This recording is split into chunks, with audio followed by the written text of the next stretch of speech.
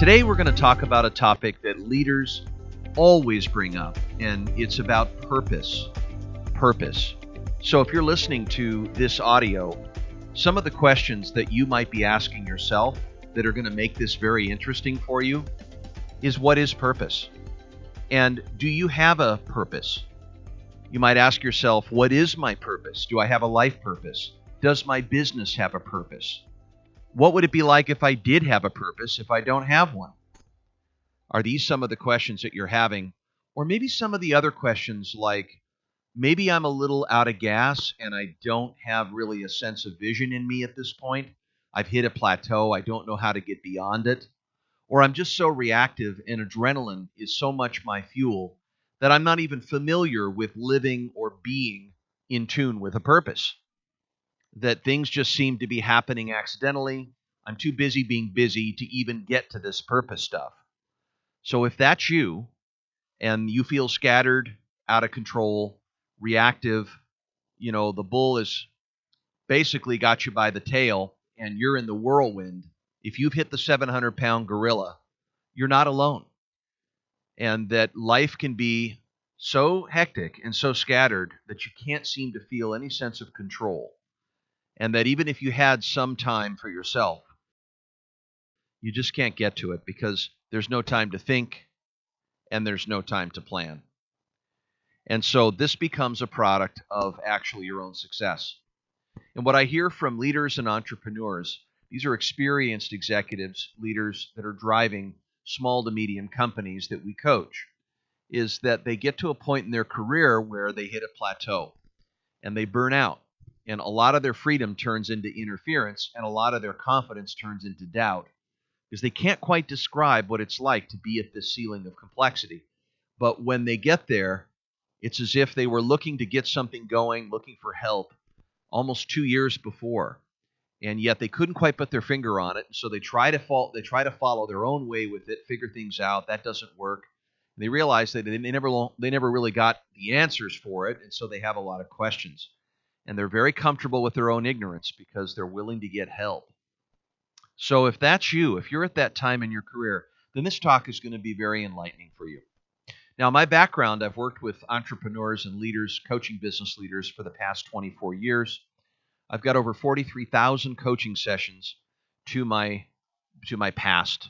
And so it brings me equipped with a lot of experience and understanding around this topic. I've written about it. I have taught it, worked with it. I have found myself in all sorts of domains of learning and discovering what is in and around this purpose piece. It's a pretty hot topic. And it's interesting that right now, here we are halfway through the year. We're coming into the second half of this year, 2022, and purpose is just a soundtrack that seems to be surfacing so much more. And I wonder why. And so I started really thinking about, why am I hearing a lot more about this purpose conversation? And after probing and asking, the answer I started to get is, it's not very well understood. That purpose it's not clear what it is. And so I like to start with the meaning of the word. And so breaking down the word is per, which means for, and then pos, which means pose. It means for design or for intent or for composing, to purpose. And so we're designing something by content because we're considering something that matters that doesn't exist yet. When we have a purpose or we sense purpose, we're moving towards something, an idea, a vision, a goal, a design. A design meaning we make it up. Now, that's often the case when individuals, leaders talk about purpose. You ask them, hey, do you have a purpose? And they've come up with this noun to say, yes, I have a purpose. I have this mission statement. And after looking at it carefully, they don't really use much of the purpose statement. They don't do much with it. It was something great on a date and time, someone with best practices. Maybe they hired a consultant, and they said, boy, you better get this purpose together. But then after looking at it, and you really look at whether it catalyzed performance, it didn't. So words like mission get a little sticky today because there's been so much confusion and disappointed around it. You suddenly throw out the word and someone says, yeah, that mission stuff, it's just irrelevant. I mean, We put it up there on the wall. Nobody really cares about it, and then we get to the real job. We get to the real work. So it's almost like purpose and mission is for the academics, but not the business street fighters. And I work with the business street fighters. They're the small businesses that become big businesses. That's where the pace of change is really fast and furious. That's where it's not all that well defined, where org charts really are nice to have. They're great hygiene. But do they really make results? Results are what really matter. Outcomes matter for the small business. So the sophistication is a bit lower in that the whole motif of the small business is to become a much larger business, to scale up, to become capable of working and functioning without the business owner being there. So the owner can lift out of being the technician and become the CEO or owner, or really own the asset and protect the asset. So part of we would say the purpose, the intention by design of someone who's in a position of ownership would be to create a business that can do business without their presence. An autopilot business, a business that is batteries included with people, and it has a self-managing quality. I hear this a lot. But then I get asked, where is my purpose? What about my life purpose? And it sounds almost like a wearable, like there's a costume, as if I could line up people and compare them and say, do you have a purpose? Do you not? And those that don't, of course, those are those that are below par, and that's just not true. See, I don't think we ever have a purpose per se. We have a sense of purpose, and purpose is revised as we go. So, for example, when you were a mother or a father and you had an intention to bring your baby into life, your design was brought forth by the fact that the baby's birth mattered to you. So you had a sense of purpose. But after you went through that period of your life, there was another period, and maybe that purpose was drawn forth by another role that you had. So the impermanence of life being in the business of creating life, nothing stays the same. By virtue of that eternal truth, your sense of purpose, which is your intention by design, is going to change based on the changing epochs of time in your life and how you involve yourself in various projects, roles, and things. And so purpose is never finite. So I get kind of interested when someone says, yeah, I figured out my life's purpose. Well, how did you figure that out? How did you get to that existential question? I mean, at best, there may be an interesting story narrative, and maybe at some level it's designed to calm them down, or at some level be able to abide by some sort of story or have some sort of principles to operate by that seem like a purpose. But when purpose becomes identity-based, when I am my purpose, when I am my mission, then I get a little too wedded to it. See, I have a hard time with that because then it's like I have one or I don't have one. Purpose becomes a thing. And so it's like I have to have a purpose in order for me to pass the test. I'm an inadequate person without a purpose. I'm supposed to have one. So how dare I call myself a leader without a purpose? It's like it's shameful to not have a purpose. So you get in a room full of other colleagues and they say, hey, what's your purpose? And you say, oh, I don't know. Well, what's wrong with you? You don't have a purpose? So it becomes this wearable, almost jewelry that we have. Whereas if I have a sense of purpose, it's not a thing, it's maybe an orientation of the spirit. Maybe it's a reason for being or for acting or creating something that doesn't exist yet. So when I start off on a bouquet that I create for my wife, am I purposeful? Sure, because I'm intending to create it by making up my mind and making a choice. So the choice is fueled by the meaning that I assigned to create what it is, which suggests that I assign meaning to something I'm creating before I create it. And that assignment of meaning that I associate with the future idea of the bouquet, it hasn't come to life yet, would suggest that I sense purpose in that selection. Because it's not obligatory, it's choice. It's intention by design. Now, you might step back and say, okay, let's go with a larger aperture. I'm an entrepreneur, leader, and I might ask myself, Well, what really matters to me in my work? What is in the world that I'd like to see a lot more of? Well, maybe I'd like to see a lot more water available for everybody, or maybe I'd like to see the food shortage stop. Maybe I'm an NGO and I want to take social responsibility, an entrepreneurial role in that kind of social contribution. Call it a key social issue. And so I sense purpose there in that I orient my spirit and choose to focus my life spirit in the direction of seeing change. I want to see more of that in the world. Or maybe I consider something that's not in the world, an idea or a potential way to improve something in my world, let's say, and I have an option to select that. And when I do, I sense purpose there because I have meaning assigned to the action that I design by virtue of making it up. So it's very interesting. It's not a goal that establishes purpose, although a goal is an aim, it's something we keep score by, it's a benchmark or a marker like a goal line, but does it give me a desire to create it? Maybe that's more vision, because the vision is the picture that I have of that end result. And by virtue of considering that picture, I can internalize what meaning it has, and I'm compelled as a catalyst to create it. So, what we've established so far is that you do not need a purpose. A purpose isn't something you wear. A purpose is an intention for something to exist by design. Who's doing the designing? Well, I think I'm implying that you're the one with the answer.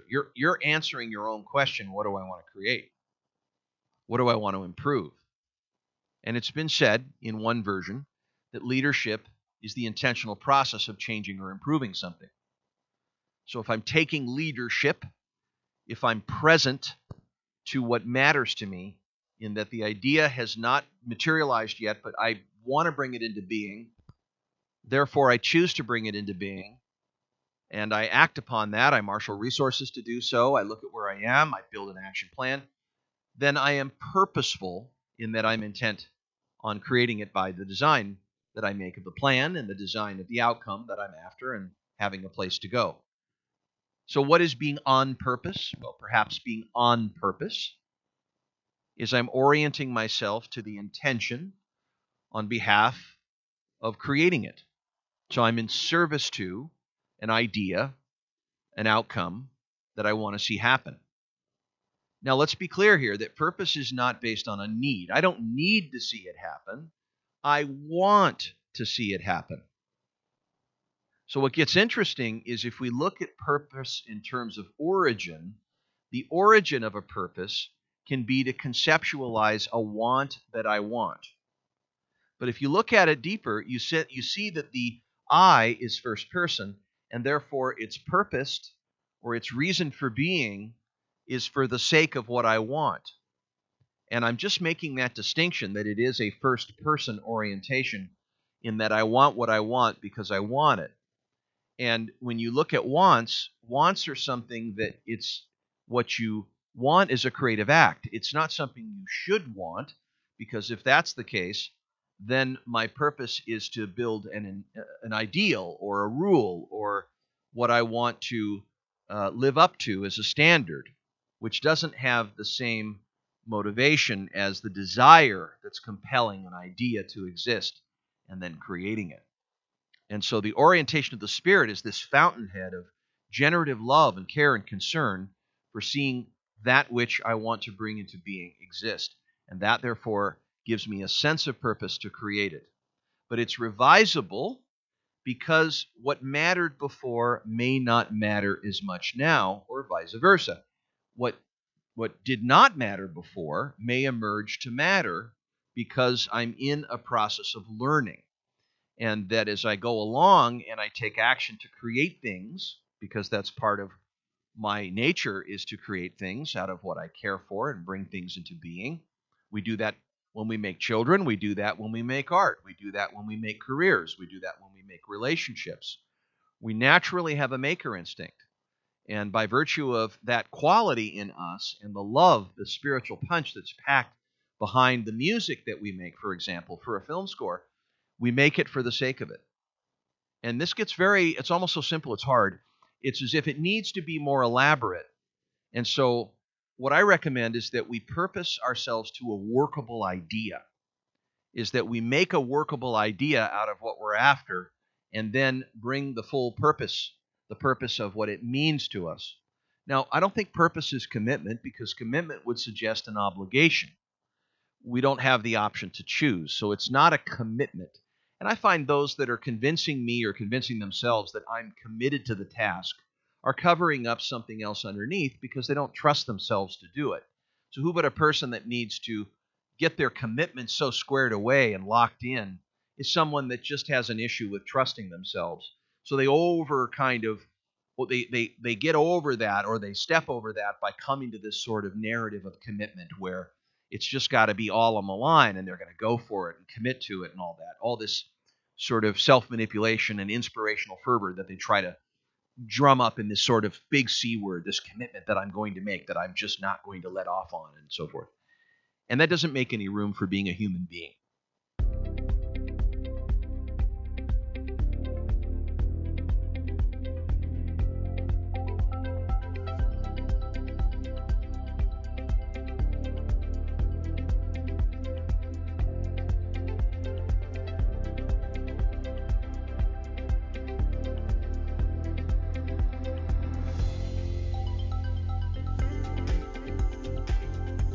Now, some personal things that I'd like to share with you about purpose for myself is that I find that I'm constantly reminded in the circumstances of my life how human I am.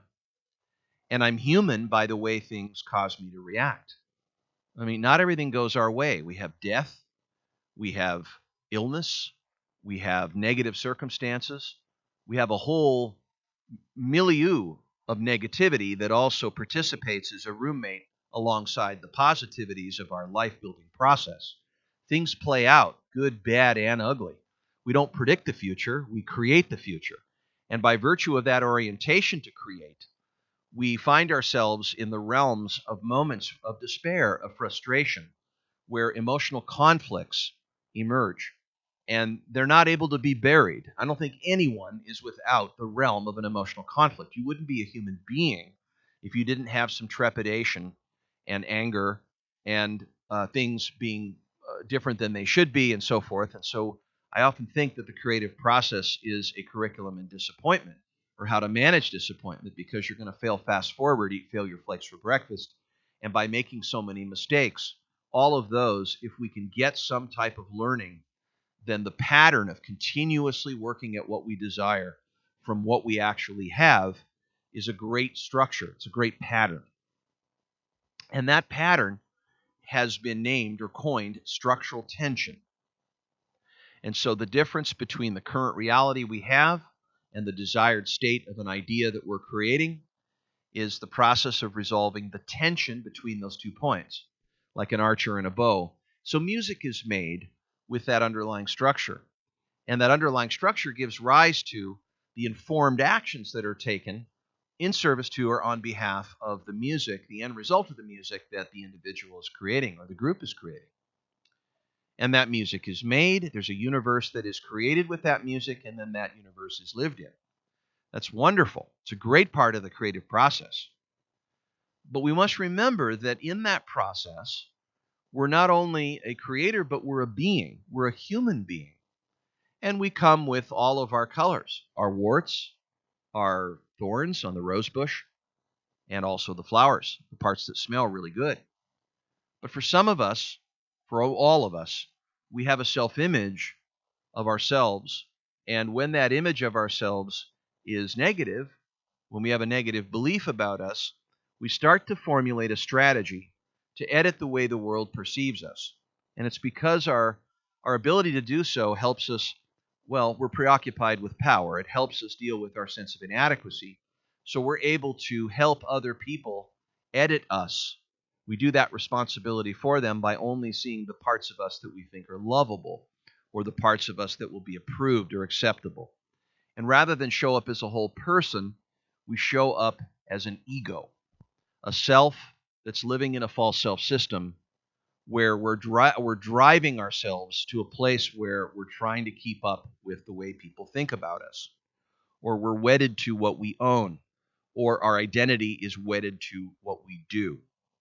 And so once we become identified with these things, in order for us to learn, we struggle through the identity that we have. And when we do this and we take everything personal, we can't use failures as assets. So despite our purpose, a lot of purposes or sense of purpose gets put away, compromised in the realm of discouragement, in the realm of a great deal of pain. And when that pain becomes dominant to motivation, we attempt to ameliorate that pain by doing things that sever it. So we go addict ourselves. And then we get caught in all these addictive type habits to try to contain the pain and lubricate it, but then we don't get the access to the fundamental solution. And so we don't really get to the pain underneath. We pathologize it, and then we do something in order to deal with it. And as we do so, over time, we disable our ability to be aware and direct with our experience of the feelings we have. And since we don't make space for those feelings don't move. They become frozen. And as they do, they stay in our core material and corrupt our little hard drives in our abilities to pay attention and be present. And when we do this, we block our perceptions directly to life.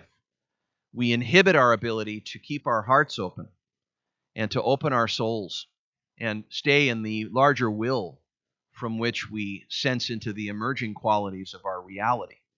So we close down those potential organs of perception, which are opportunities to unblock our receptivity. But when we close off the lines, it's like stuffing beans into a flute and none of the air, the spirit can play through. We kind of walk the procession of the living dead, living into our fear and our judgment and our cynicism. And when these enemies become hate and ignorance and fear, they can really deaden our ability to be present, to be leaders, and to acquire or to occupy a purpose.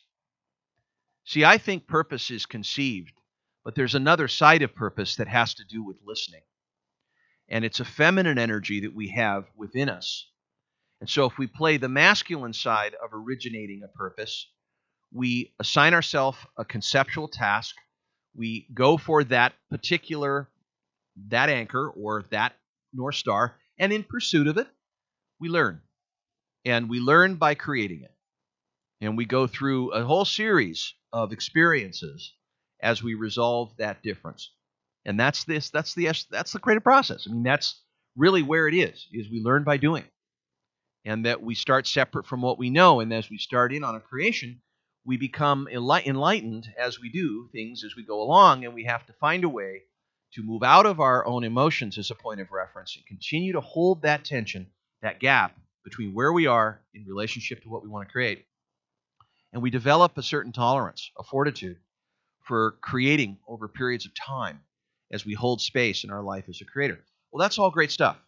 And that's the creative process, and that's the way of the artist, and that's the path of creating the ideas that we choose to create before they come into being. And we start from nothing. And so we're not creating out of a problem that we're solving, but we're creating something out of the want that we have for what we want, and that we create it for our own sake. And that's great. So we think about it first, we create it first in the mind, and then we create it in action, and we bring it into reality, and then we complete on it and live with it, and then we get momentum to go and do it again. All good learning. That's how learning happens, is by following a track, following nature's pattern that's essentially present between what we desire and what we have, and what we're solving in between, the actions that we're taking and the learning that we're getting going along, and what we start, stop, or continue, and continue the cycle. But this other listening part would suggest that our purpose is also accessed. The sense of purpose is accessed by showing up, by paying attention. And how do we pay attention with such a comprehension where we can expand our full capacity to grasp what is ready to emerge? You hear certain signals, you hear certain whispers when you're quiet. You bring your brain quiet. when you go into matters. Maybe a very complex situation that you find yourself in and you're not sure how to find the path. Or maybe it isn't just that, but maybe it is something that, like a dog whistle, when you're in a matter of living your truth and showing up right here, it's as if the present to individuals feels pregnant and that something comes from a different direction. Maybe it's an idea, an epiphany. It's something that is a little outside the traditional past that we embody and know, because we're limited to what we know. And based on what we know, we tend to foster what we expect the next moment to be. And because of our expectations, because of our fears, because of what we already know, we over-rely on that in ways that may be unsuitable to open ourselves for reflexive thinking, for being able to reflex or reflect on the potential of the moment.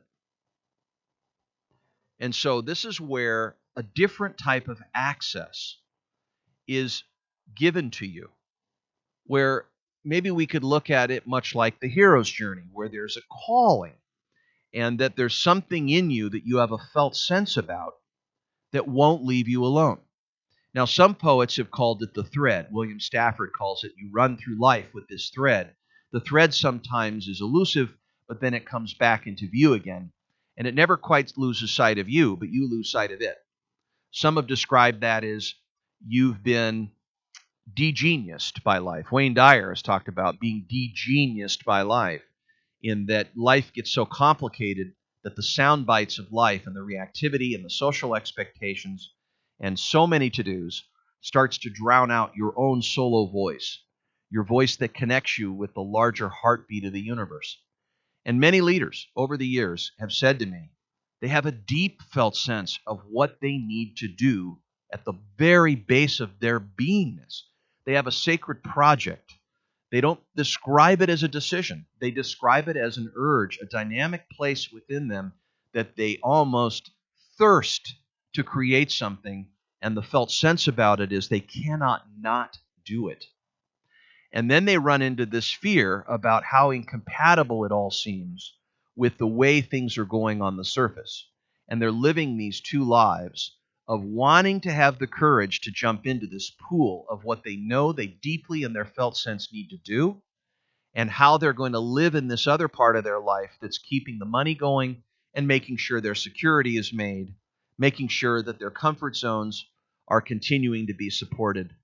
So rather than give up their security and their comfort and their status, they hang on to this one world, and then they kind of keep on a leash, or they keep underneath this other world, and then at some point, something busts open. Maybe it's just transformation itself. Maybe it's getting to a certain place where the external and the internal can no longer live on the old self that's continuing to sort of hold the space. And much like the moth, it's really sick of being a moth. It's got to convert into a butterfly. Some have said that this design is not by our own intent. Some have said that this design is actually the archetypal pattern of life, and that pattern isn't something that we're just destined to, but there's a similar framework that seems to be in the human experience, where we do have to let something go and subtract in order to attract or acquire something new. It seems to be in all the scriptures that we all, at some level, will cross through the eye of the needle throughout our lives, and that we will need to suspend something old that is ready to die, that needs to be exhausted, that's exhausting itself, that needs to be released. We can see that in some of our medical systems in our world. We can see it in our banking system and financial institutions. We can see it in our marginalized people, in the different class structures, the economic divides. We can see it ecologically in what's happening in our rainforests and the climate that we're experiencing. We can see it all over the place, and we all sense that something needs to change, that something is just off balance. We can feel it at the very base of who we are.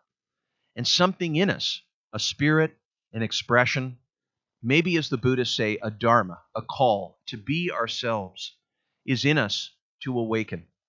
And that the moments that we're in are actually pockets of awakening. They are sources of potential to seeing more, sensing more, and feeling more into the unconditional qualities where reality exists. And that means that we pay attention to our attention, that we see how we see, that we don't fall into our habits of habitual judgment, but that we keep our open nature open with our mind to embrace reality just as it is. That means that we open our hearts to be able to understand with kindness and compassion, and also ourselves with equanimity, to be able to withstand different tidal changes, different climate changes in the sense of our own life unfoldment. That as we walk, we learn the future by walking.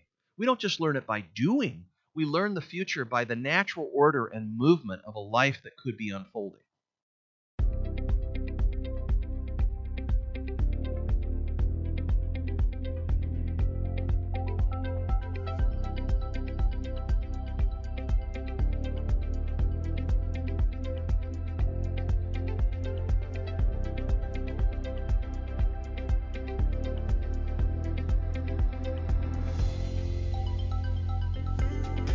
So, does this sound like conceptualization? No.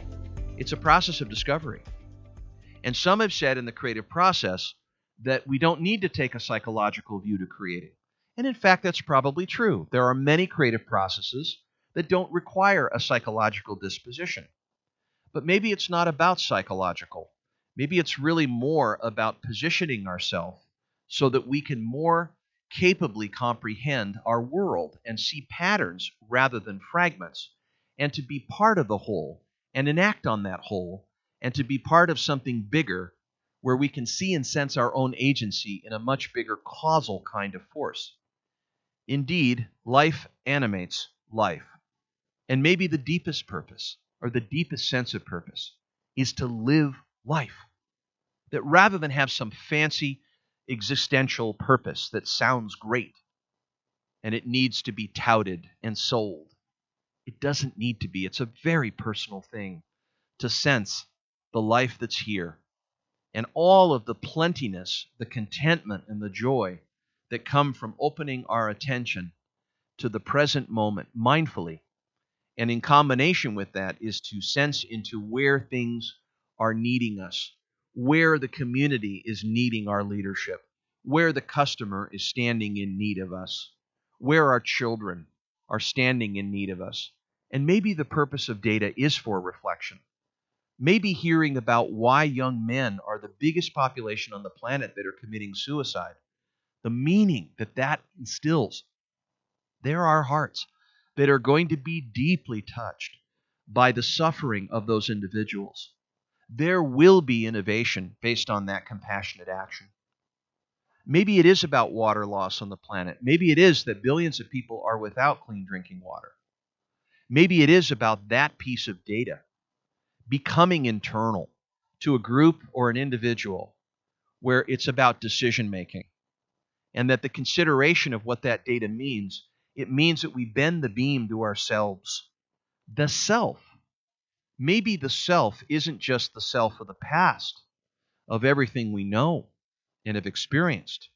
Maybe that self has prepared us for the current moment. What if all the things that happen to us, have some deeper sense of purpose or sightline that has prepared us for this present moment? How many times have you felt that? Where you felt the coincidences and the synchronicities of moments that were almost by design, as if you were the chess piece and not the chess master? How many of those moments have you had where you've met just the right person at the right time? You can't quite describe it, but it's like an out-of-body experience. You think something else is at play, moving the pieces around. I think we all have that felt sense of being part of an orchestra, of being part of a much larger body, and having a place to take in that ecosystem. And when we do, or how we do it, it's about access. It's about clearance. How do we let that part on the outside design something for us on the inside? So yes, we can design from the inside out. But in passing, how about the circularity of design by the outside in? Is this a reactive orientation? I don't think so. I think it's collective and creative. I think it's nurtured by the way that we're related with and the way we relate with other human beings. that when we relate with others and we truly care about an alternative future together, we naturally turn toward each other in a much more collectively coherent way. We're just made that way because of our equipment. The walls come down when we have something bigger than ourselves to attend to. We're just made that way, and it's like we squeeze out the best of us. Pettiness disappears, and greatness appears when we have a big idea to go for. I'll never forget in the film Spartacus, when Spartacus frees the slaves. And it's so emotional. It's more than him. Every one of them stands up and says, I am Spartacus. I am Spartacus. I am Spartacus. I'm part of a larger whole that needs to move in me. And so I'm a participant in the unfolding wilderness of that idea. I'm not the force of nature that's going to make it, but I'm part of supporting whatever it needs me to do. This is a servant leader. It's a stewardship. Maybe it's a stewardship of our Mother Earth. Maybe it's a stewardship of serving your children. But see, in order to serve, it's very different than fix. To serve is to see and sense something already whole. There's nothing wrong with it, but rather we sense and see into it and feel in a way that unconditionally observes it, unconditionally accepts it, and unconditionally moves without hesitation into action. It's a law of spiritual economics to position ourselves this way. And there are core practices of cultivation to position this unblocked receptivity, to occupy a sense of purpose, a purpose for our talents, a purpose for our resourcefulness, a purpose for giving all that we've been given. So perhaps the gratitude that you feel of all the supply lines and the wisdom teachers that have come to you throughout your life, the ones that insulted you, they gave you something. That's right. So you're holding it, and it's needing to go somewhere. It belongs somewhere.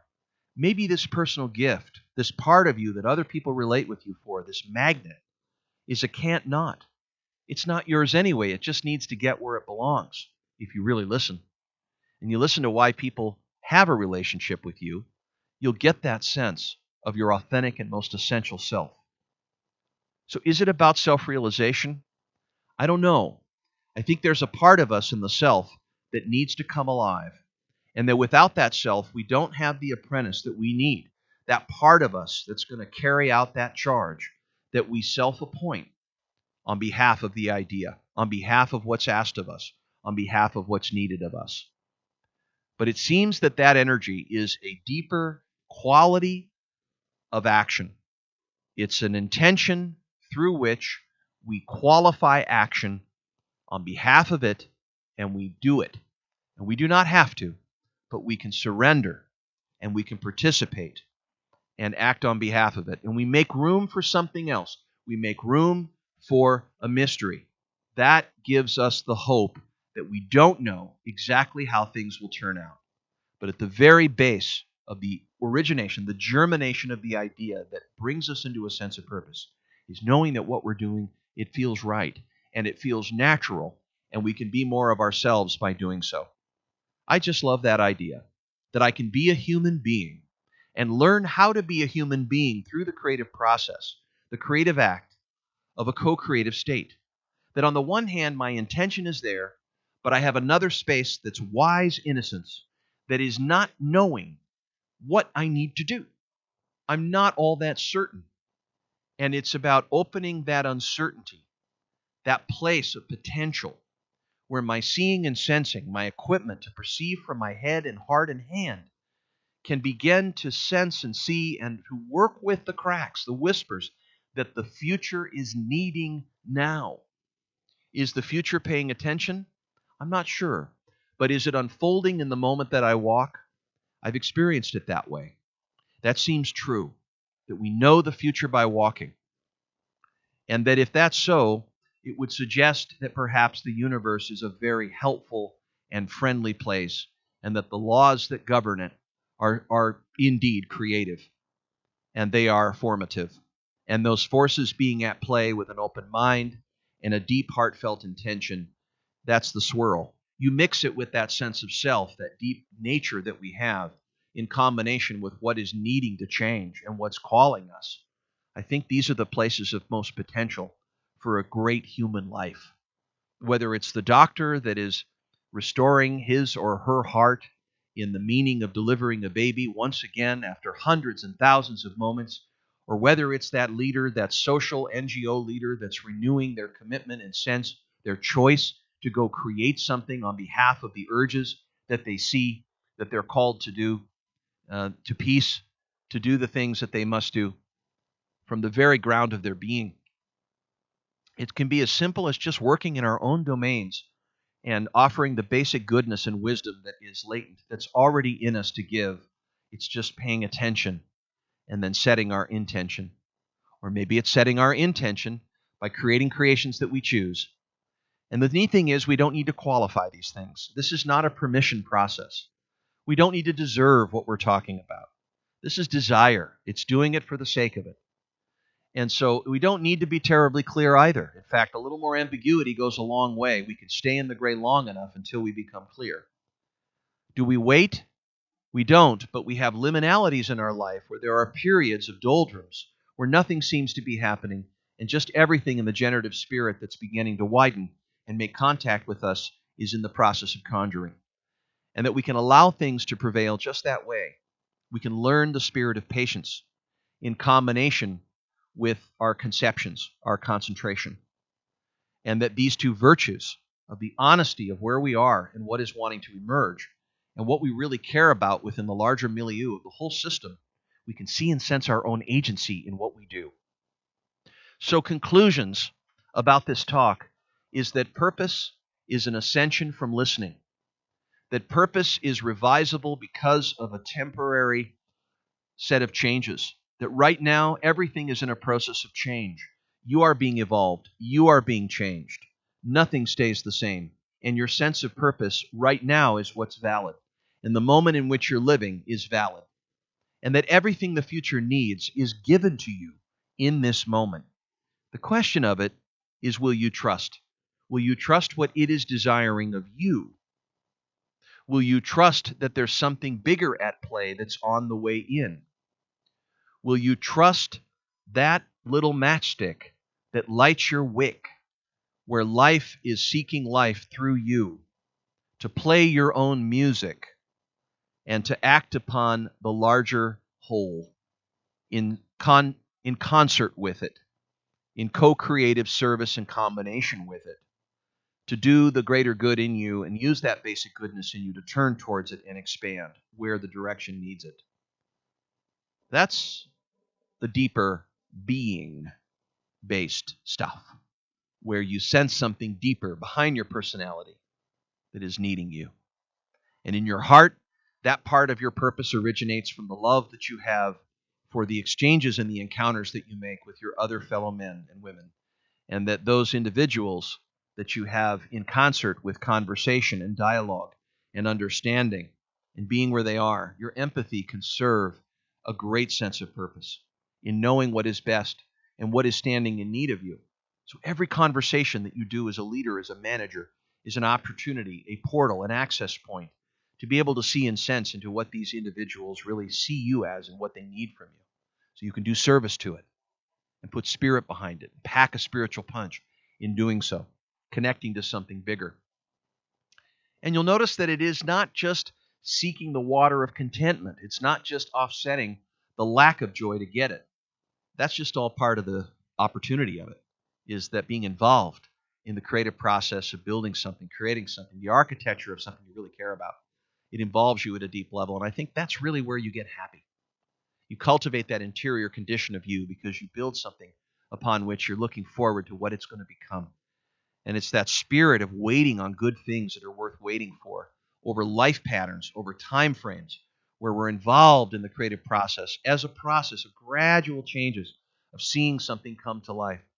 We learn in moments of non-movement, where movement is actually happening by virtue of the pattern that we've set up, that we trust that. We trust the invisible hand that guides us.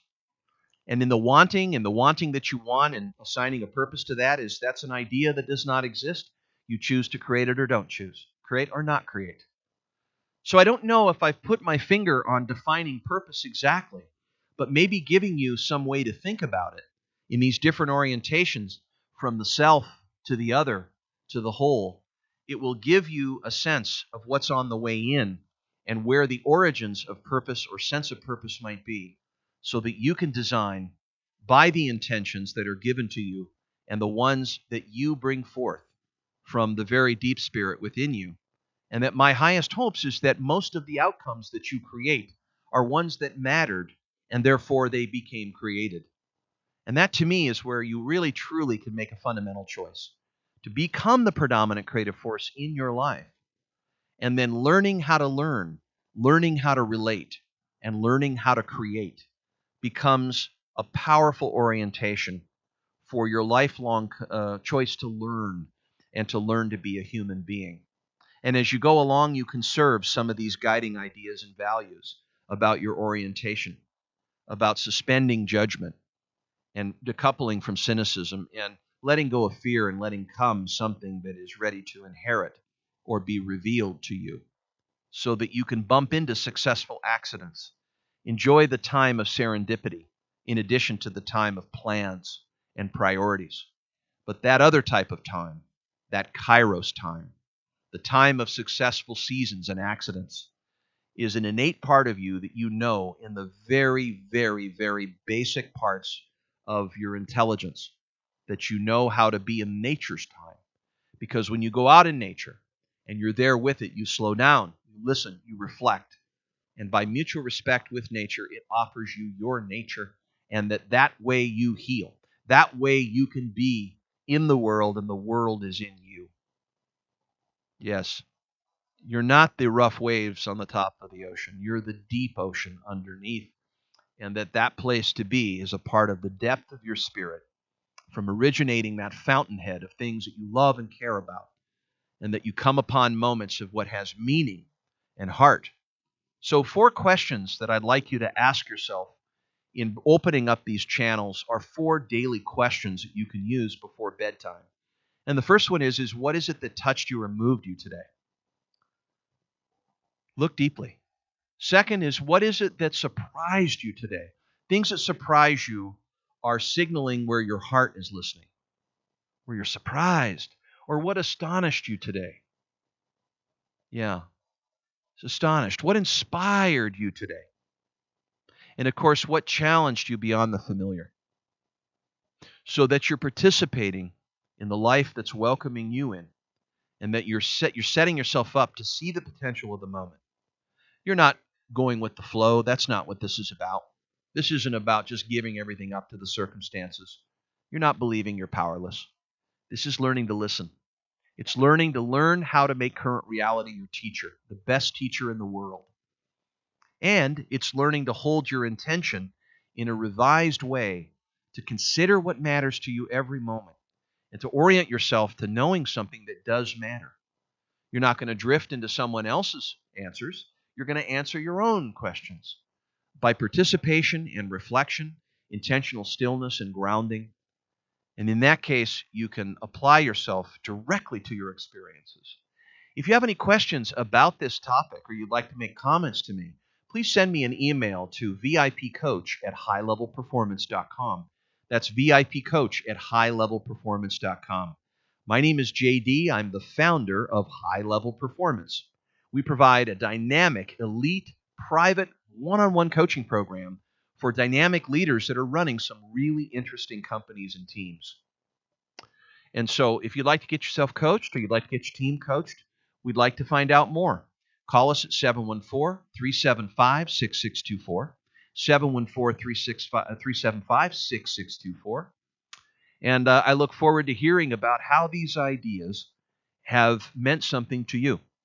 And my hope is that something in this moment has unfolded for you, and something just right was just meant for you to hear right this moment, because you're ready.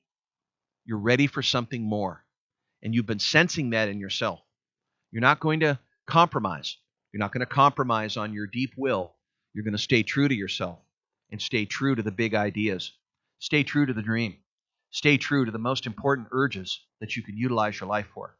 Because when it's all said and done and you're on your last day, probably some things you're going to be thinking about is how you used the time that you had while you were here, that you came to terms with your perceived immortality, and that you didn't wait, and that you didn't give up on some of these faint and whispering ideas that you really wanted to harvest.